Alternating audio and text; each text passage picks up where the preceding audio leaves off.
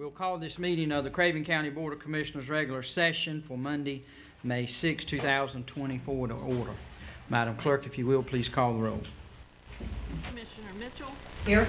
Commissioner Smith. Here. Commissioner Howard. Here. Commissioner Hunt. Here. Commissioner Mark. Here. Vice Chairman Booker. Here. Chairman Jones. Here. Ladies and gentlemen, I'm going to ask if we all would stand together as our county attorney, Mr. Eric Grady, will lead us in prayer. Then I ask you to remain standing for the Pledge of Allegiance to the American flag. O holy God, who has taught us to place our confidence in you, give all representatives of Craven County the power of your wisdom. In all their duties, empower them to be loyal to you and obedient to your precepts. Lord, give them faith to believe that you are willing to help them solve the problems they face when they place their total trust in you. Be their abiding reality and lead them into the paths of loving service as they strive to do your will. Lord, open their eyes to the many things they can do to accomplish your purposes. And Lord, do for us all infinitely more than we can ask or imagine. We pray in your powerful name. Amen. Amen. I pledge allegiance to the flag of the United States of America and to the republic for which it stands, one nation, under God, indivisible, with liberty and justice for all.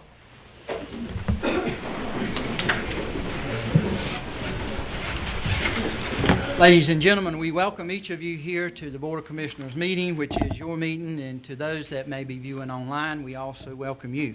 I would ask that we would all check our cell phones, if you would, to please let's make sure that they are on silence so they wouldn't disrupt this meeting. We would appreciate it. Commissioners, I'd like to point out to you this evening that Commissioner Hunt is with us remotely. So all votes that will be taken this evening will have to be by roll call. So if I fail to do that, I ask you to remind me. So please remember that, all votes by roll call. You have before you your agenda packets. Are there any items that you desire to pull or add to tonight's agenda? I make a motion to approve the agenda as is. Second. We have a motion and a second to approve the agenda. Is there any discussion on the motion? Hear none, Madam Clerk, if you will, please call the roll. Commissioner Mitchell. Yes. Commissioner Smith. Yes. Commissioner Howard. Yes. Commissioner Hunt. Yes. Commissioner Mark. Here. Vice Chairman Booker. Yes. Chairman Jones. Yes. Thank you. Item 1 is the Craven County Local Stormwater Ordinance and Program Public Hearing. I'm going to ask if Mr. Strong will come forward. He's our planning director to give us a little bit of information on that, and then we will go into public hearing. Good evening, sir. Good evening. Thank you. The purpose of tonight's public hearing is to receive public comment regarding the state-mandated adoption of a local stormwater ordinance and program. Historically, the state has implemented this program for us since 1996, but due to the increase in the county population, we are now required to administer the program locally. Milestones that we've completed to bring us to this public hearing include: on November of 2023, the Environmental Management Commission of the state approved our ordinance and program, paving the way for us to bring before you on March 18th. The planning staff presented the program to the Board of Commissioners at their work session. On March 28th, the Planning Board approved the resolution of plan consistency for this program and ordinance. That's a requirement of general statutes just to verify it's consistent with our land use plan. April 5th, stormwater program was made available for public review in our office and on the county's website. Then on April the 23rd and the 30th, this public hearing notification was advertised in the New Bern Sun Journal.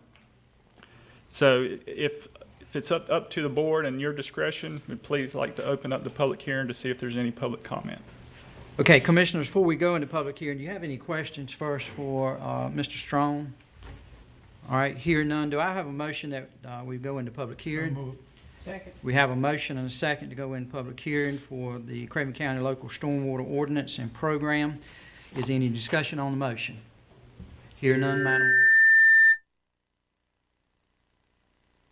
Commissioner Mitchell. Yes. Commissioner Smith. Yes. Commissioner Howard. Yes. Commissioner Hunt. Yes. Commissioner Mark. Yes. Vice Chairman Booker. Yes. Chairman Jones. Yes. All right, Vice Chair Booker, do we have anyone that has signed up? We do. We have 4 people that have signed up that want to speak on a topic of our agenda tonight. Let's go back to the stormwater. Oh, I'm sorry. Is anyone signed up for No, that? no. No one signed up. All right, we do want to give everyone the opportunity. If you missed it when you came in, is anyone present that would like to speak? All right, seeing no citizen desiring to speak, do we have a motion to go out of public hearing? Make a motion to go out of public hearing. Second. I have a motion and a second. Do I have any discussion on the motion to go out of public hearing? Hear none, Madam Clerk, if you will, please call the roll. Commissioner Mitchell, Yes. Commissioner Smith, Yes. Commissioner Howard, Yes. Commissioner Hunt, Yes. Commissioner Mark, Yes. Vice Chairman Booker. Yes. Chairman Jones. Yes, thank you. All right, item 2, petition of citizens for agenda topics, and that is Vice Chair Booker. We do want to remind those that have signed up, you have 3 minutes to make remarks. We do have a timer, and we do ask that when you come to the podium, if you will, to please state your name and address, and that assists the clerk as she provides that information into the record. So, Vice Chair Booker, we Yeah, turn it the over to you. first person is Nell Hudson. Hi, Nell Hudson, 301 Fairway Drive. Thank you for the opportunity to speak. I'm a public school parent and member of Public School Strong and the Education Committee of the NAACP. Our superintendent, school staff, and school board should be commended for how they have spent our ESSER funds. They understood our county's political environment and made choices that saved our county millions of dollars. I hope you'll fulfill our district's very modest budget request. While the state should be paying for our social workers and nurses, it isn't. We need to keep our social workers, nurses, and programs that ease the burdens off our educators and supports the needs of our students. From the school board's budget retreat, we learned that we have about a year as a community to discern the type of public schools we want. At least 3 issues seem to be paralyzing things, and we need to resolve them. First, school closings and consolidation. Other counties across the state are also struggling with this. Dr. Dale Ellis, the superintendent of Montgomery County Schools, stressed that consolidation must be a deliberative process that cannot be sprung on the public, with leaders being transparent and honest with the public when describing its decisions and plans. There wasn't full transparency under our previous superintendent. So for the good of the community, we need to go back to square one with open discussions about the cost and benefits associated with consolidation. With the expansion of the state's voucher program, if school consolidation moves forward and isn't done correctly, we will be ruining our school system for decades to come. Second, what should our school district's fund balance be? We need the Board of Commissioners and the school board to publicly resolve this issue. Lastly, funding our schools. So much has been cut that parents and students are asking for programs to be reinstated or created. We need middle school golf to return and other middle school sports to be added, like lacrosse, cross country, or in tennis. Our high school sports need more funding. We need our arts programs fully funded. Our special education students need more, and our buildings still have millions of dollars of deferred maintenance needs. The slim local budget model isn't sustainable. Parents want schools rich with programming. Our educators need layers of support and resources. Our employers want students ready for the workforce. We need to provide our schools with resources to meet these goals, which means we need more local funding. Craven County currently ranks 71st in funding efforts, so the funding capacity exists in our community. Our school district's one of the largest employers. Public education is expensive, but it's worth it. It's money well spent. Please approve the district's budget request and work publicly with the school board to address these various issues. Thank you.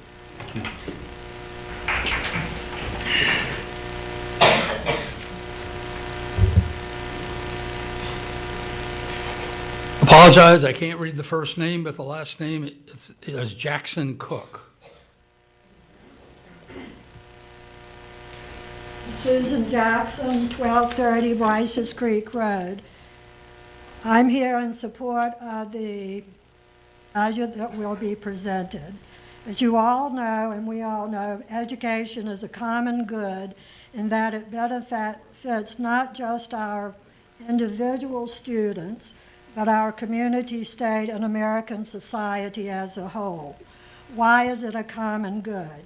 It provides students with the skills they need to succeed in higher education and/or the workforce.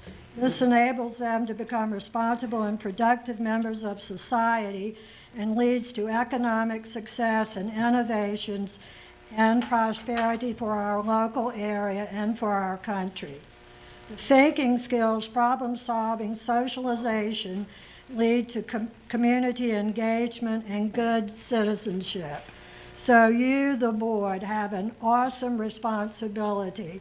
You have an opportunity to really dream big on what we can do for our local students and support this reasoned and thoughtfully crafted budget request that's coming from our excellent Craven County School Board and Administration. Thank you very much. Thank you. Next person is Thomas Shoup.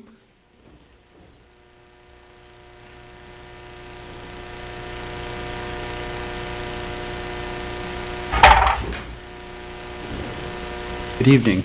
Good evening. My name is Thomas Shoup, and I live in New Bern at 110 Oakmont Circle.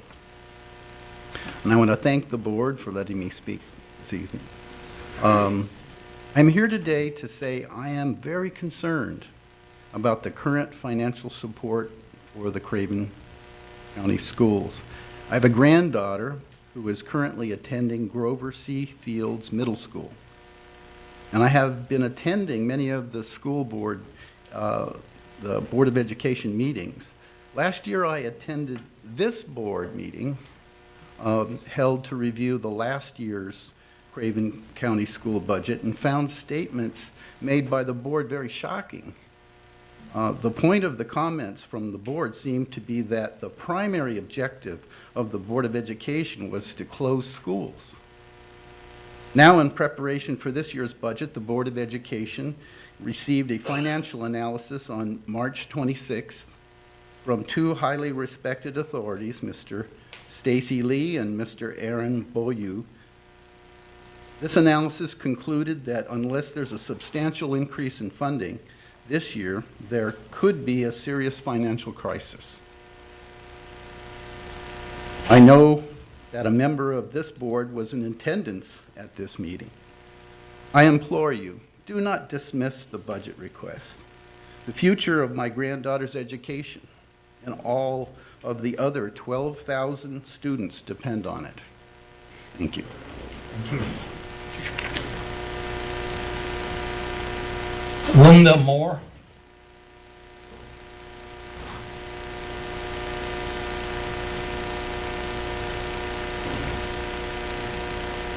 Hello, I'm Linda Moore. I live at 4442 River Shore Drive, New Bern. Good evening, and thank you, commissioners, for the time to provide you some input. Our children are the future of this county, this state, and this nation. If we fail to give them the public education, training, and tools they need in adulthood, we damn them and our own future.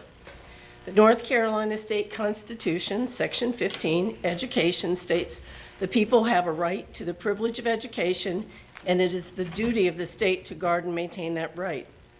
Currently, the North Carolina legislature is providing insufficient funding for the North Carolina public school systems to educate our children, maintain the schools, and pay the teachers a wage that matches their education and work responsibilities.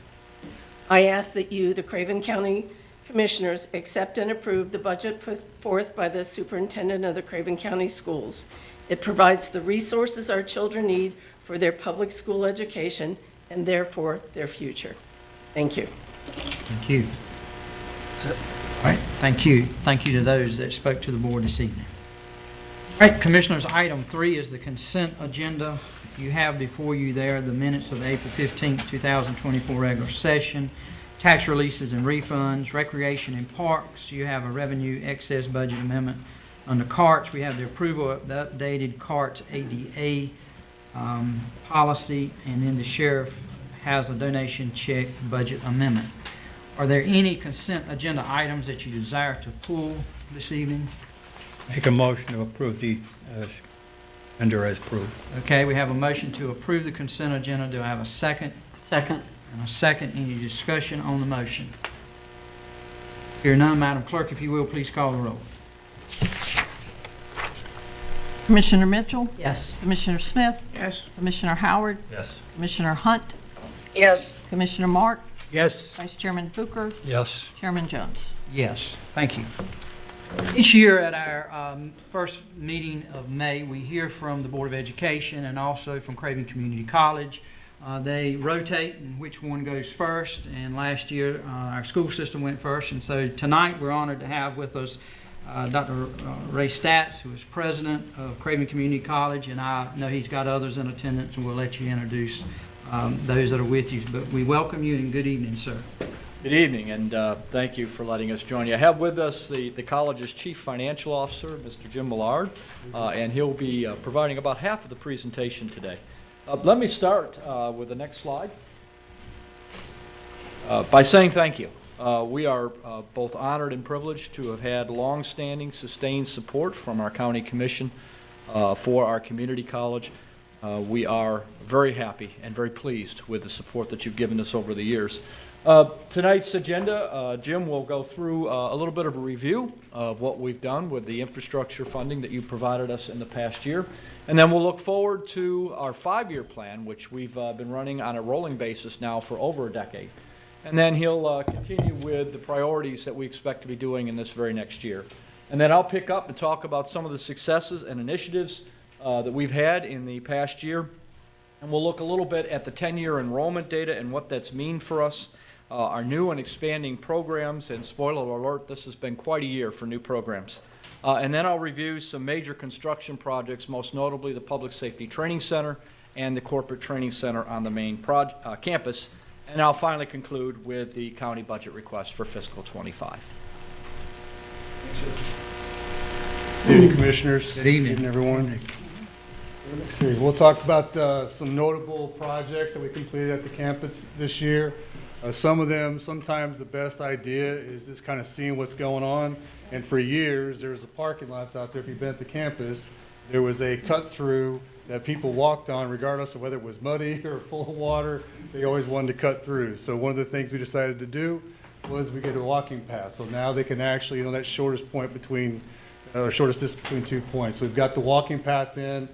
Signage updates, we continue to do that on all of our campuses, at the New Bern campus, at the Volt, and also in Havelock. Bate Hall, and this is something too, we'll show you some photos here in a little bit. The faculty lounge and CTL offices, we've actually taken some of our maintenance and facilities crew, got them a little training, and then used the skill sets that they have, because we figured out that we could probably do some of these retrofits and remodeling ourselves if we had the right materials. So we actually did that. I'll show you some photos, but we actually took some empty spaces, created a faculty lounge. We created extra CTL offices. We also created some offices for our nursing staff. Then in Purdue Hall, that's where we actually created six offices in there and a storage area. Havelock campus, we've done some very much needed renovations. We've also got a 30 by 50 welding building that we put up. The welding program at all of our campus locations is just exploding. We can't make them fast enough. Then also, again, like I said, we do signage updates, trying to keep up with new buildings, new locations, what's going inside, things like that. Next slide, please. Here's some of the photographs. So, for example, in this particular area here in Bate Hall, this was a room that was not really being used for anything that we could really, get good function out of. So we've created new office spaces, which we needed terribly. We probably saved, by using our own crew, we probably saved somewhere between $40,000 and $50,000 just on this project. Next slide, please. Here, this is Bate Hall. If you've been over there, that building's been around there for quite a number of years. We're starting to see some wear and tear. So as part of our 5-year plan, we do parking lots, we do roofs, we also do flooring, we do different things, try to stay ahead of our maintenance cycle. In this case here, we removed a bunch of old carpet, removed a lot of the tile, and on the right side there you can see the finished product. Next, please. Then here, this was in Purdue. The nursing program continues to grow, as do all of our health programs. So we actually had additional faculty coming in, and we needed some spaces to put them. So we took one of these rooms that we had in the building, and we made 6 offices and a storage room out of that. So now we have places for our new nursing instructors to be housed in the health programs building. Next, please. Havelock, like I said, that needed some improvements. We've been working on this. Now, we don't do all this every year to every building either. So we have this plan. So we kind of like take the worst, prioritize that one this year, move on to the next year. In this case here, we did a lot of the red building, the IAT building, and also the Havelock library. So we put in some new sinks, new tile, kind of cleaned them up. They were in need of some repairs. Next, please. And again, I was talking about 1,500 square foot welding program. So we're able to get this building on the Havelock campus back where we actually call the tarmac, as us old Marines talk about it. It's the tarmac back behind where we park our aircraft.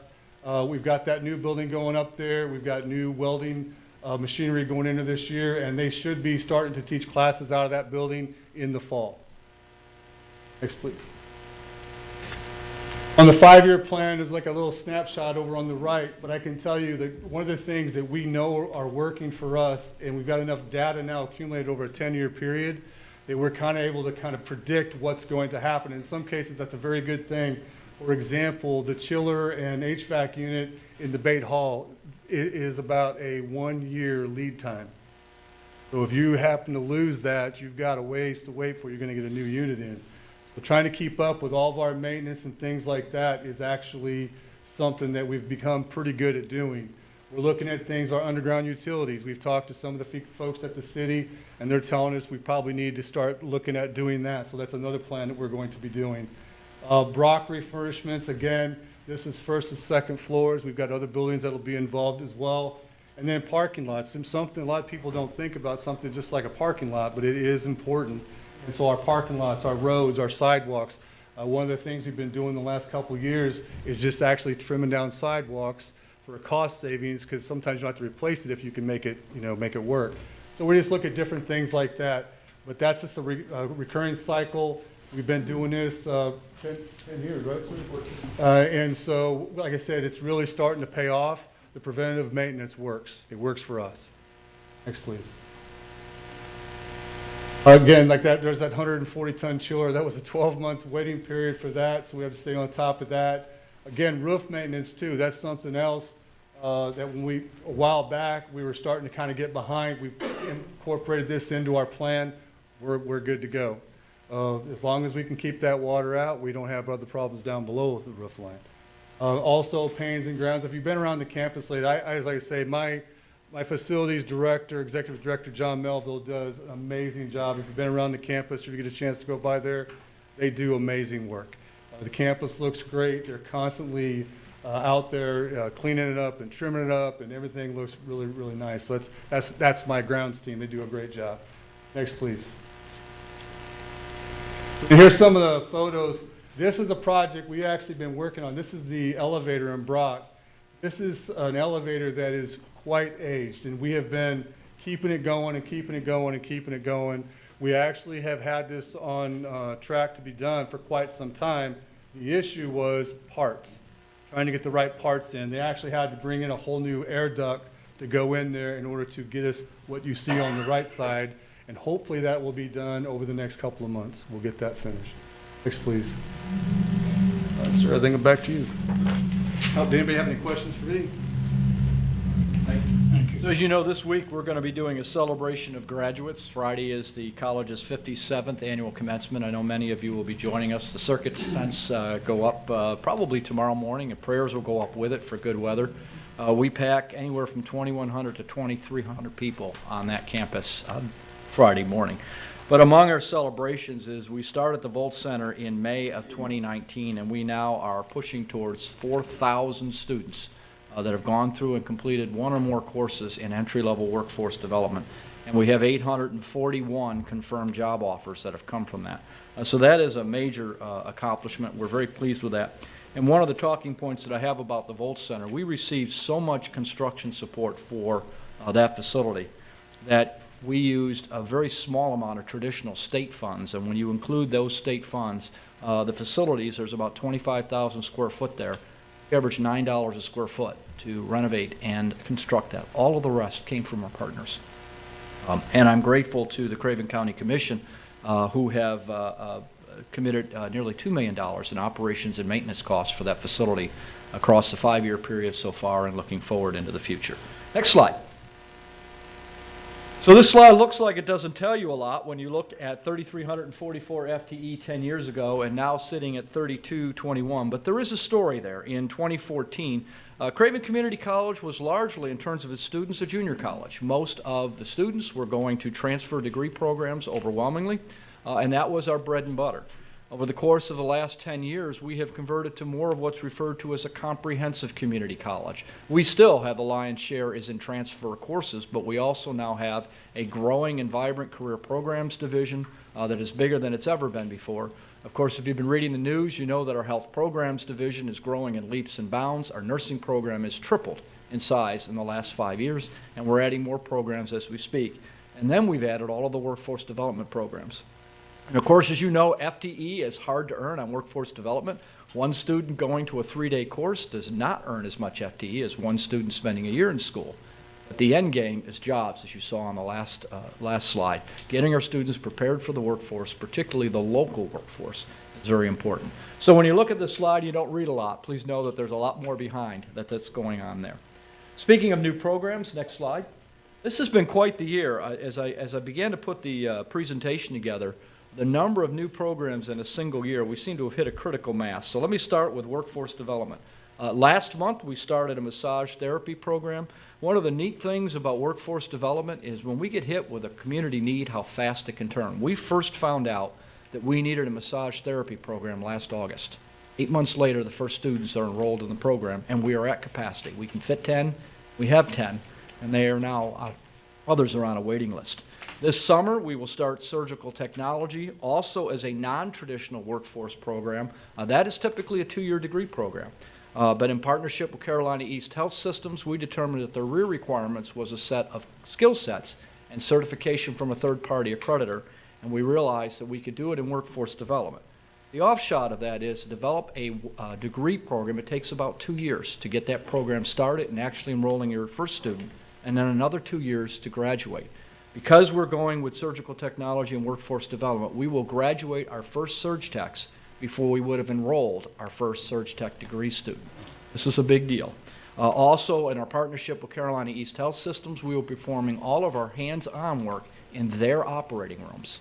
They are providing a rotating suite of operating rooms for our students, which means they get real-world experience. Plus, when they get hired by Carolina East, they'll know their surgical setup better than anyone else. Again, that starts in August of this year. This summer, we'll complete construction on the heavy equipment operations building on the Volt Center. As you know, there's a little bit of construction going on in the area, and hence there's a large demand for heavy equipment operators, and we will be meeting that demand just as soon as that building is finished. Next slide. Over on the degree side, again in partnership with Carolina East Health System, we are starting a night and weekend LPN, or Licensed Practical Nursing program. Previously, the accelerated program tried to fit this all in on weeks, and we discovered that employees cannot dedicate 5 nights a week to an education program while they're holding down a job. And so what we've done is we've kind of set this up so they can do it over 2 years. It's normally a 1-year program, but do it on weekends and then 1 or 2 days a week. And there are already 9 Carolina East Health System employees that have signed up for the program that will upgrade from their current jobs into a nursing position. We're also starting a general occupational technology program. It's very similar to our associate degree in general education. This one is focused on career programs. It's a very flexible degree programs where students can actually select from a wide variety of courses to get a degree, and where it'll be applied is to laddering credentials from other programs. For example, our law enforcement officers who have a BLET completion will get 30 to 40 credit hours towards an associate degree and can finish up a degree program on an accelerated basis. We see that used for construction technology, again, law enforcement, and in a particular new twist is we'll be looking to tie that into our transitioning sailors and Marines and utilizing their military education, putting that into a flexible degree program. Finally, on the degree side, and this one's huge, this program, by the way, for the record, is now titled NC State Havelock Engineering Program, because there's now 2 engineering specialties, mechanical engineering, and in the fall, we'll start electrical engineering. That sign there is kind of unique. You don't see a lot of community colleges that put up the flag of a land-grant university, but that's exactly what we've done, and we purposely faced it towards the base so that FRCE sees that we are producing their engineers. There are 800-plus engineers aboard Marine Corps Air Station Cherry Point. We have been running this program now and putting out graduates for about 10 years, growing each year. 95% of the 84 graduates from this program are still in Craven County. 90% are on board the base. So a tremendous track record, and we continue to double down on this initiative. Next slide, there we go. We're pleased in the last year and a half to extended our lease with the City of New Bern for the Volt Center out to 20 years and receive our second Golden Leaf grant, this time for $495,000. It's sufficient to complete 2 more buildings on the complex, leaving us with just 1 building remaining on that complex that isn't actively working with students. The first is the Small Business Center generator. We decided incubator didn't play on the Volt name, so we went with generator. But the purpose of this, there's about 4 stalls in this building that will be leased out to small business entrepreneurs to try to test out their product lines and their production capacity. They'll stay there for 1 to 2 years and then move their business out into the county, and then we'll bring the next group in. The heavy equipment operations building, as I mentioned before, will also come online this summer, and by fall, both of these programs should be in full swing. I want to take a moment to talk a little bit on the next slide about the Public Safety Training Center. As you all are aware, we've worked closely with you and have a 40-year lease for approximately 30 acres out on the industrial park property. Over the last year, we've engaged an architect to develop a master site plan for that 30 acres and have developed a 6-phase plan with a total estimated cost of about $25 million for all 6 phases. We've already got $12 million in hand that we received generously from our legislators in the last biennial budget, and it will be sufficient, we believe, to fund phases 1 through 3, and using a mechanism called alternate bidding, we should be able to fund at least part of phase 4. Next slide. This slide depicts phases 1 through 3. Phase 1 will include an indoor shooting range for the law enforcement community, obviously parking. What I refer to as the West Perimeter Road, that's the road that's on the left side of the diagram going down to that big concrete pad, which is a 400 by 600 driving range. And I know our school partners will be very glad to have this done. We've been doing our law enforcement skid pad training at West Craven High School for many, many years. It's hard on the parking lot, it's hard on the school system, it's hard on everybody. And concrete is better than asphalt for those purposes. So we will finally have a world-class driving range. Phase 2 adds a pavilion for students to conduct outdoor classes and to take breaks, a burn pad where the fire departments will be augmenting their fire academy operations, a mobile office and classroom, and begin some nascent on-site storage. Phase 3 will build a 4-story drill tower. That's, those of us, I'm not all that experienced in firefighting. You wouldn't catch me going up 4 stories in a burning building. But what's neat about this type of facility is you light it on fire, you put it out, and it's ready to be lit on fire again, over and over again. Brilliant facility. And then we'll add the South Perimeter Road, which is what you see just on top of that training pad. We believe the total cost, according to our architect, is about $10.83 million. Again, we're going out to bid. We've released our request for proposals. Bids are due in about 2 weeks. And we hope to be well under that $12 million mark for phase 1 through 3. Next slide. There we go. So we hope to incorporate a few of the things that are in phase 4, which is a total of $2.88 million. That will include a 2-story burn building, Class A material storage, and fire service pavilion for our students.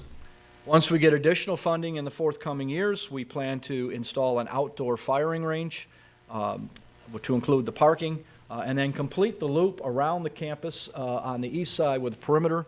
That will also allow us to move our truck driver training program because there will actually be a driving loop that they can use and get them finally off our main campus where they're competing with students in parking for the last 9 years. And then finally, in future phases, we do hope to eventually build a permanent classroom building and specialized burn pads that will complete that complex. Next slide. Over on the main campus, we are well on our way to constructing the corporate training center. This is our multi-purpose facility for the campus. For a college our size, to not have a facility like this is a rarity. As one example, our nursing program, given the way it's grown, when we do orientation in the fall, we have to do it 3 times because there's no facility that can hold all of those nurses and their study materials for an orientation session. About 12,296 feet in the design, about $7.3 million. Construction documents will now be written this summer. It will go to bid in the fall. Next year, we'll tear up the main campus. For those of you who've been on the campus, if you come from the traditional parking from the Brock Administrative Building and look north, you'll see the 2 roundabouts, as we call them, with the nice sculptures. In between those 2 roundabouts facing the south side of the campus on that center sidewalk will be that building. The building is designed to essentially be see-through if you're standing in the right location for the hallways so that it doesn't interrupt the flow of the campus. So we've been busy on the construction phase. Finally, our budget request for fiscal '25. Our baseline allocation from last year, about $4.5 million. And then 4 requests. First is our annual personnel request to account for salaries. Recall that for our county salaries, we ask for our salary increases in arrears based on what the state legislature has done for state employees in the prior year. Contributions to the health system, and of course the ever-rising costs of health insurance. Our operating request is slightly larger than normal this year. That is being driven by utilities. And as a homeowner that just got his insurance bill, insurance is also driving some big, I know my home insurance just jumped 15%. We briefed last year that we would be requesting vault completion funds. That is to fund the kitchen, which we opened a year and a half ago, and the generator and the heavy equipment operations. This is to include additional utilities, custodial staff, and security staff. Finally, since we expect to conduct initial operations at the Public Safety Training Center during the last third of the fiscal year, that is next spring, we're requesting a third of the funding for that center. Recall that we briefed that number to you last year as well. Our capital allocation remains constant where it has been since fiscal 15 at $500,000. I know I've been asked a lot of questions how we've maintained that level. Jim briefed you a little bit. We're using a lot more in-house labor.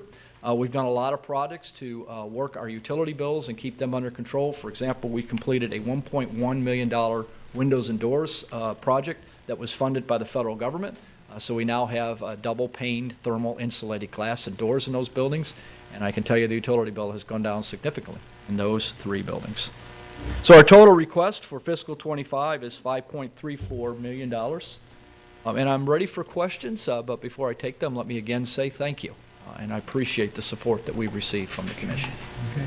If we could, I would like to start with Commissioner Mitchell, since she serves as our representative on the community college, and then we'll go to Commissioner Mark, Commissioner Howard, and then Commissioner Mitchell. Thank you, Mr. Chair. Dr. Stetz, I'm going to ask you to clarify the job offers that come out of the Vault Center, simply because I know that almost 4,000 graduates are enrolled in the program with around 800 confirmed jobs. Correct. Okay. I think the key word there is confirmed. Key word is confirmed. Could you elaborate Certainly. on people being hired out of the Vault Center? Certainly. The 3,700 number also includes folks that have completed 2 courses. So if you go there and take Carpentry 1 and Carpentry 2, that's 2 completions. So we eliminate some numbers right there. Many of our students leave and they never tell us where they go. But many of our programs, we've encouraged our employers to come in on the last day of class and conduct interviews on the spot and make the job offers, and we get those nailed. Some of our biggest ones have been Bosch and Moen, the manufacturers that have come in. Gregory Poole has also been interviewing our diesel graduates on the spot. And then we pick up some cats and dogs, for lack of a better word, that call back and say, hey, I got a job. And then we mark that one down.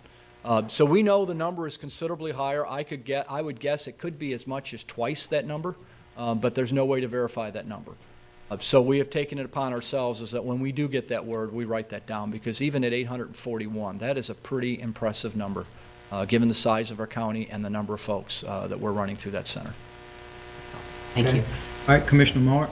Yeah, and I'm sure you'll get a kick out of this, but Commissioner Sampson, if you'll remember, I do. was always after you for bricklaying and carpeting. We've got it. And you've done it. And I must have to say, congratulate you on providing our big corporations here with people.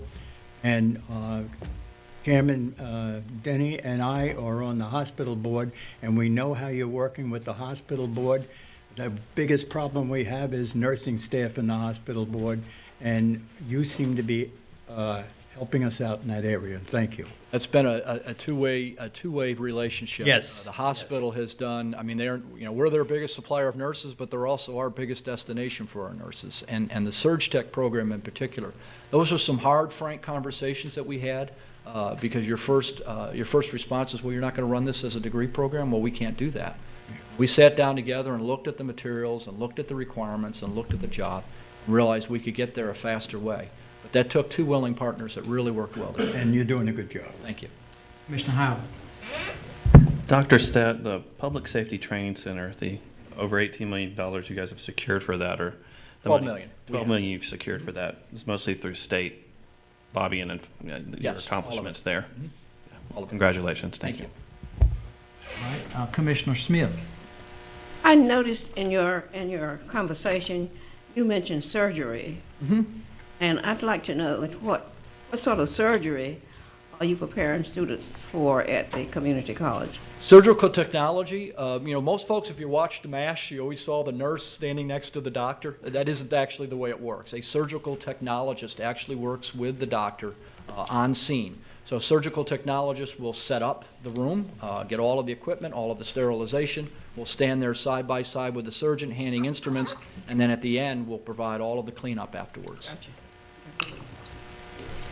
All right, Vice Chair Booker, you got anything? Just overall, very impressive, and congratulations on all the Volt Center programs that you've got going. Thank you very much. Exciting. Thank you. During your presentation, I wrote down on my sheet here, Commissioner Johnny Sampson, exactly what Commissioner Mark said. If he was sitting here today, he'd be shouting. And not only him, but I commend you. This is exactly what we need for the citizens of this county, and to prepare them for the local workforce. I commend you for that. Commissioner Smith. I would like to state that Commissioner Sampson's daughter is standing in the hall there. Oh, wonderful. Thanks, Sheila. Well, I know one of his passions was the Craven Pamlico Reentry Council, and I know you're going to hear a little more about the Juvenile Council. We've got some great stories that we've told where folks have been able to reenter the community, get jobs, and one of my favorite stories is a gentleman that came back to us after taking a course and decided he wanted to pay it forward. He'd spent 20-some-odd years in prison and was working for Bosch at that time. Decided he wanted to pay it forward. He applied for a job with us, and we offered to hire him. And then he didn't take it because we didn't pay enough. And it's a humorous story, but what it does really illustrate is the distance that man traveled in about 12 months' time, from being incarcerated to being able to turn down jobs because he had better things in hand. It's a great story, and I know that was Commissioner Sampson's vision. Commissioner Hunt, not trying to put you to last, but do you have any comments or questions? I would only add that I always enjoy getting the updates from the community college and from the Volt Center. Thank you. Thank you. Thank you. All right, thank you both for being here this evening. Jack, did you have anything you wanted to add? No, sir. I enjoy working with Ray. We start early and talk a lot and get to this point. And I appreciate his input with me. Thank you. Thank you. Thank sir. you. Thank you both. All right, item 5 is the Board of Education budget presentation. We have Dr. Wendy Miller, our superintendent, and I'll let her introduce those that are with her this evening. Good evening. And my sidekick tonight is our interim finance officer, Colleen Fromming. So first, I'd like to thank the commissioners for providing us the opportunity to present our budget to you. We appreciate the partnership between the county commissioners and the school system to ensure we're providing a high-quality education in order to produce students that enroll, enlist, or become employed. Tonight, you will see how your local money is making a difference in our school system and in the communities we all serve. We have several Board of Education members here tonight to support the request, along with staff members that will be part of implementing the programs we're requesting support. So the next slide, before Ms. Fromming presents the details of our budget, I would like to take the opportunity to share information about our school district because that's constantly changing and some of the celebrations we have due to the ongoing financial support of the commissioners. Local funds support every part of our strategic plan. A little bit about the school system.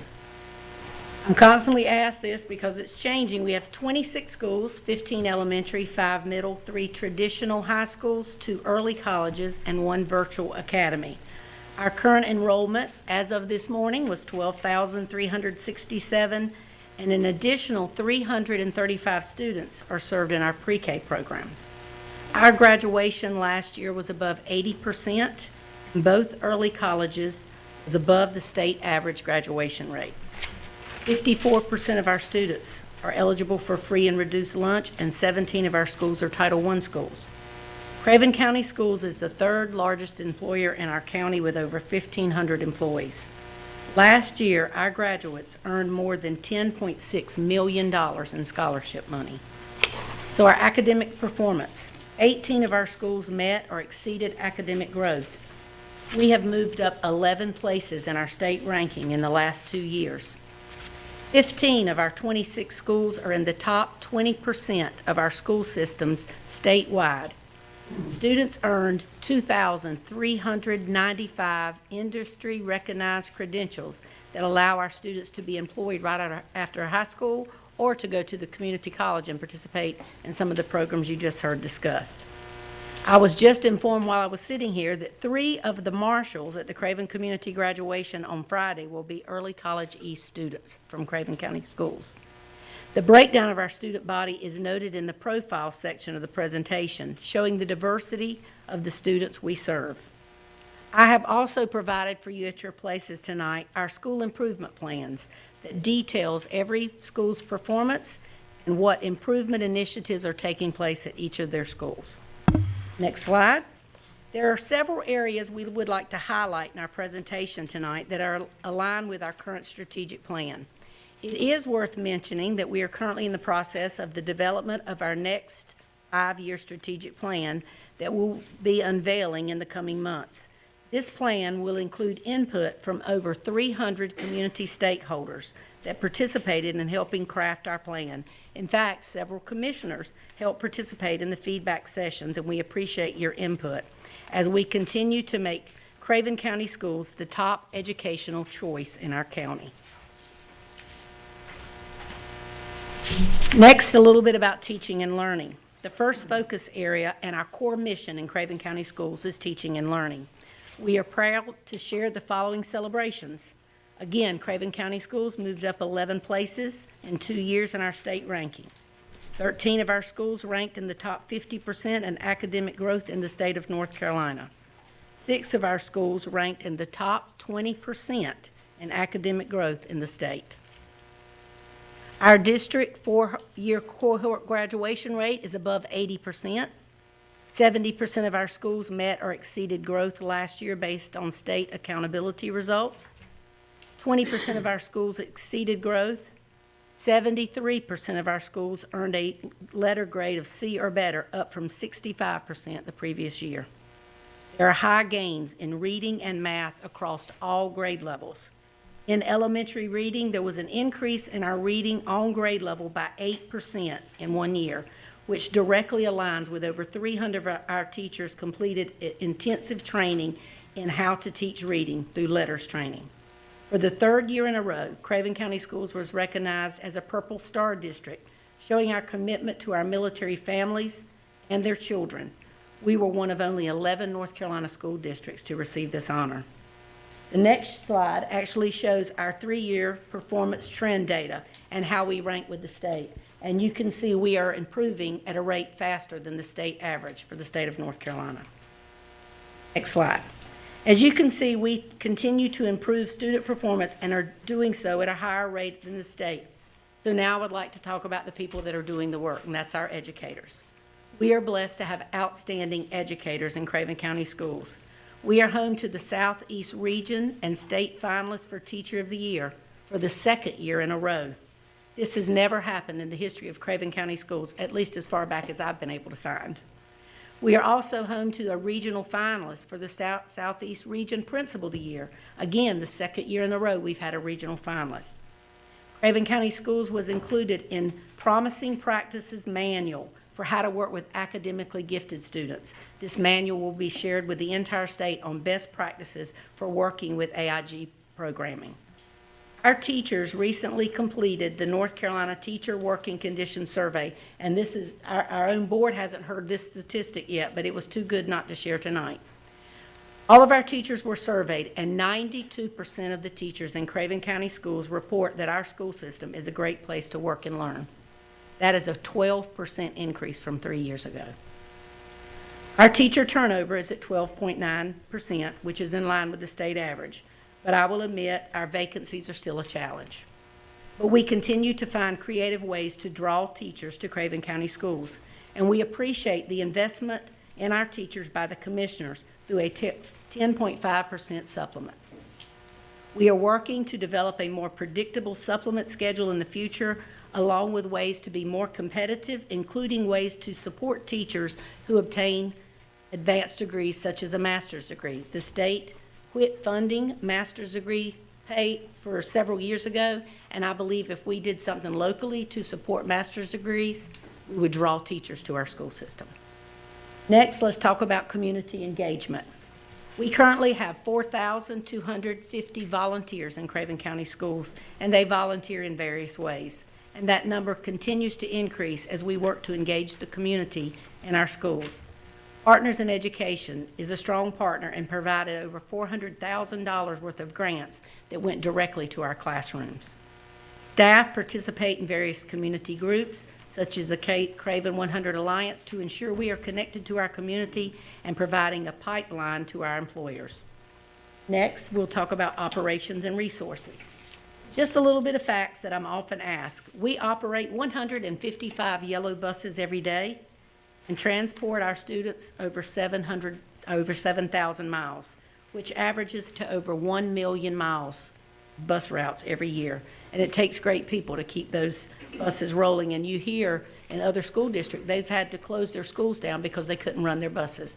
But we have not had to do that in Craven County Schools. Many of our teacher assistants drive buses. Last year, we served 2.3 million meals to our students. We completed 8,200 work orders, which we too, as the community college mentioned, have great folks to do our work locally. That's over 40 work orders that were completed every day in our school system. Through the use of federal funds and ESSER funding, we've been able to address several capital projects. While some funding we have received have strict guidelines, we have been able to use much of that money to address our facility needs, lessening the burden on local taxpayers. Some of our ESSER grant funding has been HAVVAC projects in excess of $25 million. ESSER funds to purchase K-5 iPads at $2.9 million, and facility projects such as phone and intercom upgrades, safety and security upgrades, fire doors at New Bern High School, and fencing at James Smith, Roger Bell New Tech Academy, Gerganus, Bendy Quinn, and J.T. Barber. And we've painted many of our schools, whole site painting. We will continue to work with the commissioners and others to ensure we address facility needs while consolidating or closing schools when it's possible to do so. Next slide. The district has taken several actions to continue to streamline our budget. We've made cuts to central services. We've cut 4 positions at central office. We have sought safety grants that funds $550,000 for our SROs and $495,000 from our 069 funds for SRO support. ESSER funding for facility upgrades, as I mentioned, in excess of $25 million. A nursing grant. We receive $1 million in this grant to support nurses, salaries, and supplies. And our capital needs grant, which many of you were there for the check presentation, we received a check to support us in consolidating Tucker Creek and Havelock Middle, and we received $15.2 million to help us do that. So that's a little bit about what we've done and the celebrations. So now Ms. Colleen Fromming, as I said, interim finance officer, will present our local current expense budget and capital outlay budget request. Evening, Mr. Chairman, Commissioners, and Mr. Veit. You've been provided a detailed fiscal year 25 budget request booklet for your review, but tonight I will present you with a summary of the local current expense and capital outlay budget request. I'd like to begin by stating that this budget was challenging due to several factors. The largest factor that had to be considered in preparation of our budgets, and we'll be losing all of our ESSER funding as of September 30th of this year. This will create a loss of approximately $2.5 million in positions and programs that we've been able to benefit from due to those large allotments. Some other general factors due to the passing of the state budget in October 2023 include a 3% raise for all classifications and a $538 increase in hospitalization. Our hospitalization rate, will be $8,095, but that is subject to change. Results in an approximate $275,000 increase in our budget. We have prepared the budget with an estimated retirement rate of 25.52%, which is in line with the same increase we received this current year.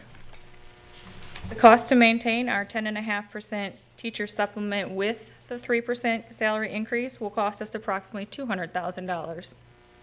As you know, inflation and the cost of living have increased, as have our goods, utilities, and insurance premiums, to the amount of about $500,000. Finally, we have fixed increases for salaries and benefits on state dollar allotments with an approximate $130,000 increase.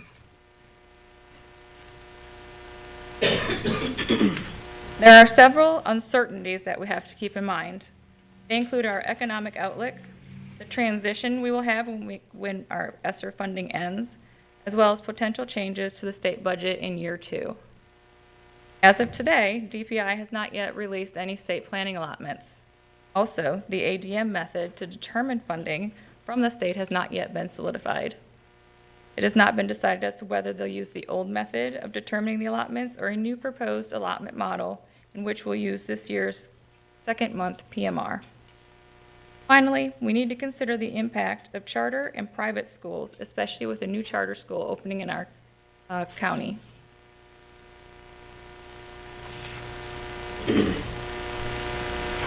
The cost of continuing ESSER-funded resources are listed here. These positions have helped us make a difference in the academic performance of our students. Overall, this will cost us $2,859,806, which is included right now in a new local PRC 181, which we created in order to easily track for future budgeting. Moving on, we'll take a look at our capital outlay budget. Our Category 1 capital outlay budgets are on the next 2 slides. They include paving throughout the district, safety and security updates, fire alarm panel upgrades, and upgrade to the Vanceboro Fire and Life HVAC controls.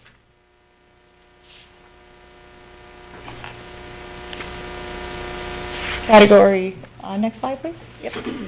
Category 2 includes intercom upgrades at the last 5 of our schools. And finally, in Category 3, we have our first year of our new iPad lease at $1.1 million. These projects represent only a $10,563 increase from last year's request. In summary, we're requesting an additional $1,274,078, which makes our total local current expense request $23,279,069. This request includes the following: $420,000 to cover our current social workers, $224 to cover the 0.5% supplement for the increase from 10 to 10.5, which Craven County Schools paid for this year, and also $630,000 to cover fixed costs such as salary and benefit increases for our local employees, utility costs, insurance premiums, and inflationary increases. As I mentioned earlier, we're asking for a small increase from last year's request in the amount of $10,563 for capital outlay. I'd like to close by saying that we have a major dependency on our own fund balance for fiscal year 24-25. In order to balance our budget, we've had to appropriate $8.8 million just to maintain our current budget, and as well as a number of ESSER-related positions. Any questions? Thank you. You're welcome. All right, if we could, since I had Commissioner Hunt last, let's start with her, and then we'll go to Commissioner Mark and Commissioner Smith. Commissioner Hunt, do you have any comments or questions? No, not at this time. Thank you. Okay, thank you. Commissioner Mark? Yeah, in looking over this budget that we just looked over, I find that a lot of imagination on the part of the superintendent and the board is put into it. However, I would like to mention, it sounds like the county is sponsoring the schools. The schools are sponsored by the state of North Carolina. They're funded mostly by the state of North Carolina, and the county has been responsible for building new schools, maintenance of present schools, maintenance of buses, and some capital needs. So I just want to point out that to the listening public and not get the wrong impression that the county's not doing anything. Couple of questions I would like to bring forth. I would like to know the organizational chart of the county school system and its employees. Two, I also need the total count of the teachers and administrators. Number three, I would like a count of the support staff. And also, how much does the state give you in the way of numbers to the support staff? I would like to have a copy of the job description of the 3 social workers you proposed. It's actually 5 social workers. Well, I thought it was 5 psychologists. Wasn't it 5 social workers? All right. 5 social workers. Then. Sorry about that. Okay. I wanted to give them a promotion. Yeah, they're right. I will need this information in order to go over this budget. You know, the time that was spent on making this budget and the imagination it went into, I would love to see the board and the superintendent put this into training the principals and training the teachers so that someday Craven County will have a school they can be proud of, and that we're not only raising 6 or 7%, but we're raising more.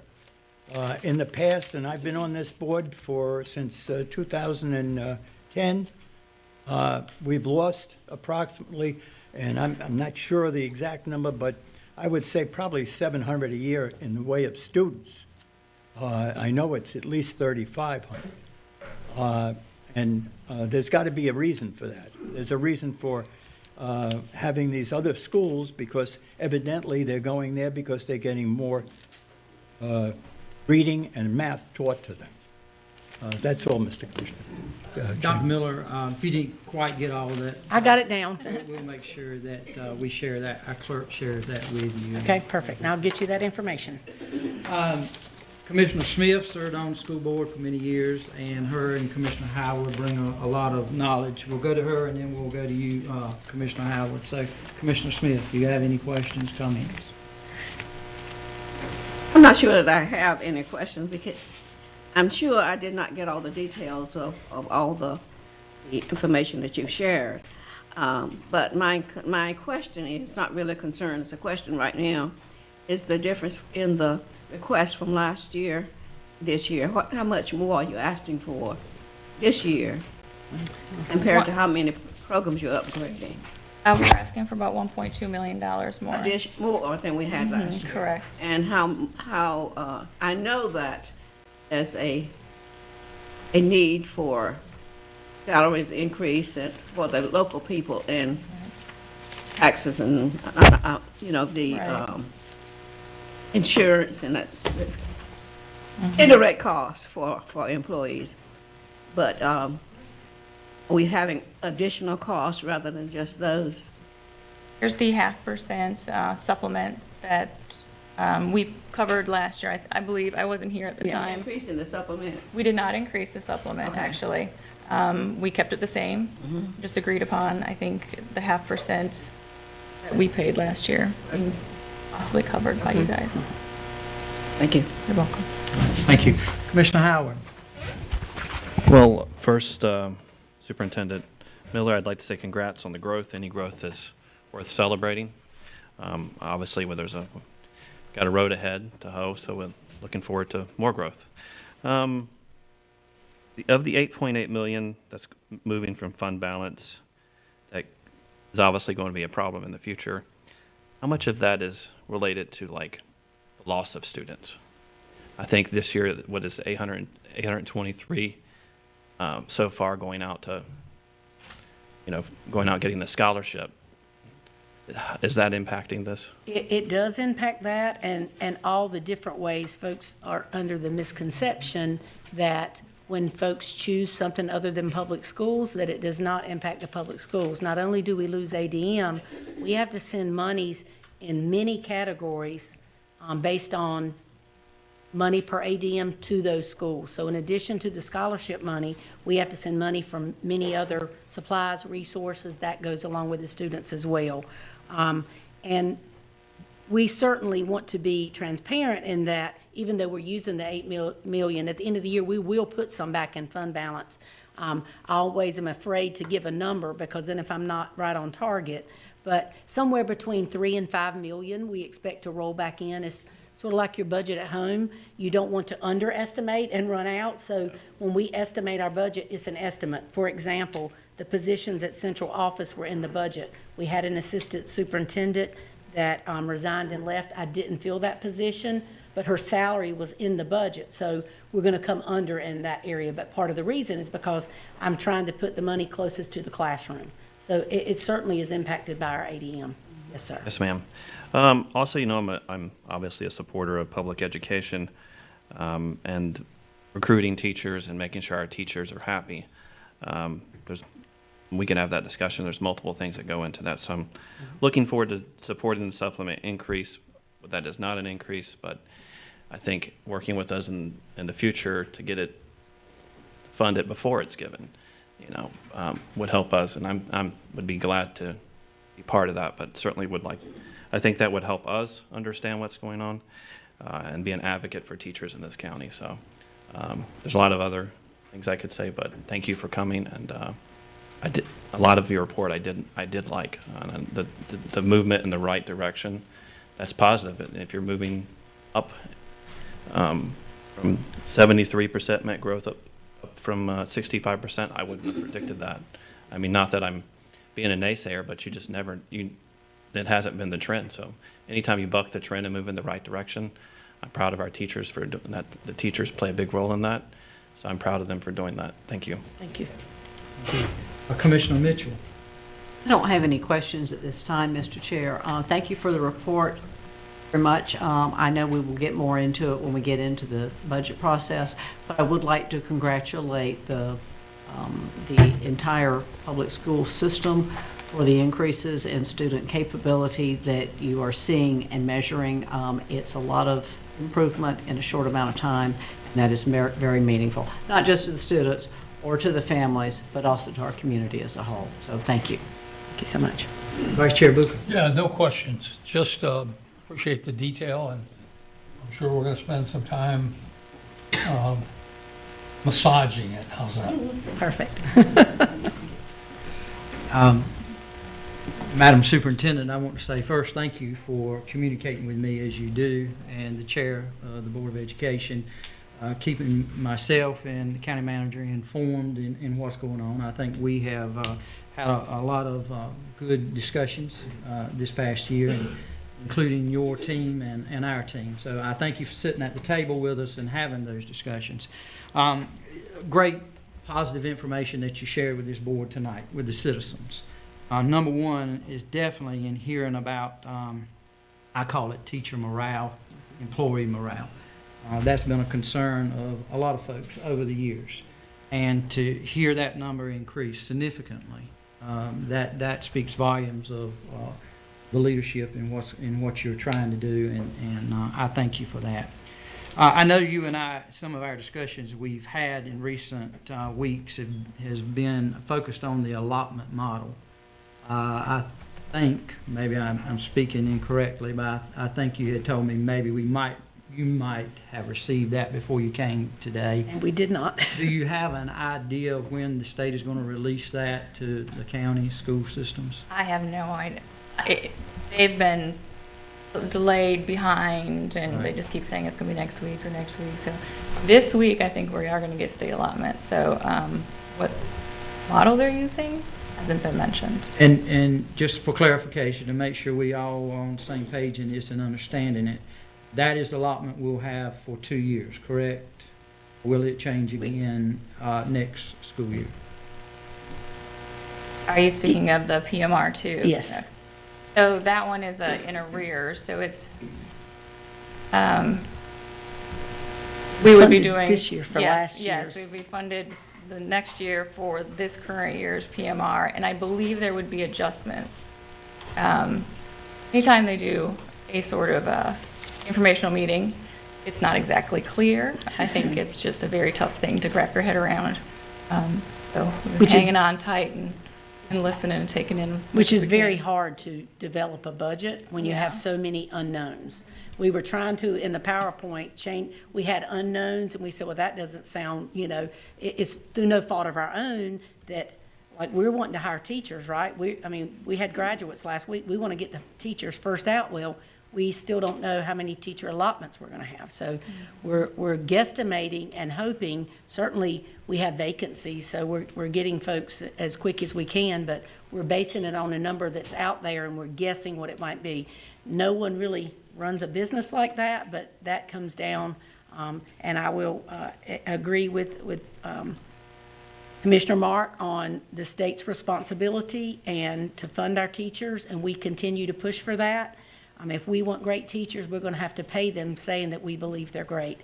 And that is not a Craven County problem. That's a North Carolina problem when they can go across the state in Virginia and get a $12,000 raise day one. That makes it tough. So the local support of the supplement is helpful, but also how we treat our people and how we value them also keeps people here. But it's very difficult to project and hire teachers when we don't know our allotment. I do have a question to follow up on that with that. Are you contacting state legislatures about those items? Absolutely, we are. And I would say our contact and our push is one of the reasons we've got the $15 million big check, is because we said it's Craven's time. So we did a lot of pushing, but absolutely we're doing that. I have a teacher advisory council that meets with just me and gives me input, and we have some legislative topics. And while I can speak with them, teachers really have a powerful voice, so we come up with those topics.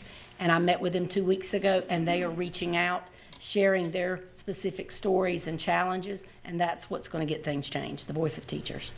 Yeah, I share with educators all the time that legislators don't hear from them.